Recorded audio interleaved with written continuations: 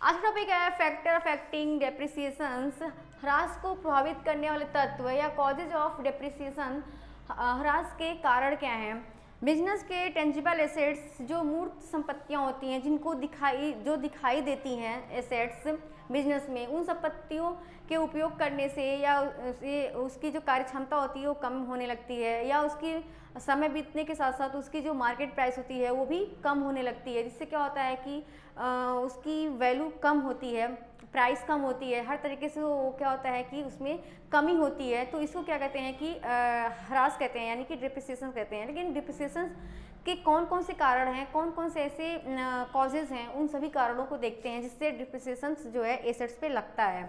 जिसमें हमारा है कॉस्ट ऑफ एसेट, संपत्ति की लागत। बिजनेस में जो भी संपत्ति खरीदी जाती है उसको बिजनेस में लाने तक जो भाड़ा वगैरह दिया जाता है, या उसको इंस्टॉल करने में जो भी उसके खर्चे आए, उन सभी खर्चों को तो लागत में जोड़ दिया जाता है। लेकिन अगर उसी एसेट्स को खरीदने के लिए लोन लिया गया है और उस लोन पे इंटरेस्ट दिया गया है, तो उस इंटरेस्ट को तो जो एसेट्स की कॉस्ट है उसमें नहीं जोड़ा जाता है।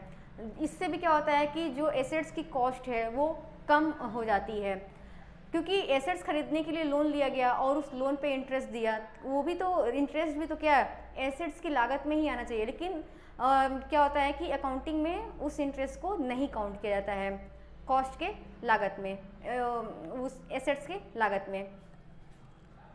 दूसरा हमारा है कांस्टेंट यूज ऑफ एसेट्स, संपत्ति का निरंतर उपयोग। बिजनेस के बहुत सारे जो एसेट्स हैं जो लगातार उपयोग किए जाते हैं, यूज किए जाते हैं, जिससे क्या होती है उनकी उपयोगिता तो खत्म होती है, साथ उनकी जो कार्य क्षमता होती है उसमें भी कमी आती है। ये भी जो है ह्रास के कारण है। एक्सपायरेशन ऑफ लीगल टाइम, वैधानिक समय की समाप्ति। बिजनेस में ऐसे एसेट्स होते हैं जैसे ट्रेडमार्क हो गया, पेटेंट हो गए, उनका एक टाइम ड्यूरेशन होता है, उनका एक कॉन्ट्रैक्ट होता है। वो टाइम ड्यूरेशन जैसे ही ख़त्म होता है तो क्या होता है, एसेट्स ही पूरा ख़त्म हो जाता है। तो ये भी डिप्रिसिएशंस के कारण है। ऑब्सोलेशन, अप्रचलन, इसमें क्या है कि जो भी नई तकनीक या बहुत सारे रिसर्च होते हैं, नई एसेट्स आते हैं, नई ऐसी मशीनरी आती हैं, जिससे क्या होती है कि पुरानी मशीनरी या जो एसेट्स होते हैं उनकी क्या होती है धीरे धीरे हर तरीके से ख़त्म हो जाता है, उनकी उपयोगिता, कार्य क्षमता हर तरीके से। इससे भी क्या होता है कि डिप्रिसिएशंस लगते हैं एसेट्स पे।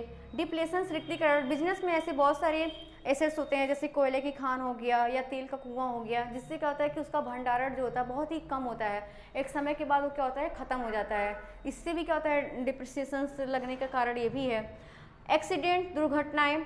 बिजनेस में जो भी एसेट्स हैं उनमें किसी भी कारण से टूट फूट हो गया या एक्सीडेंट हो गया, उससे भी क्या होगा, एसेट्स की जो लागत है वो कम हो जाएगी। इसका ये भी जो है डिप्रिसिएशंस का एक कारण है।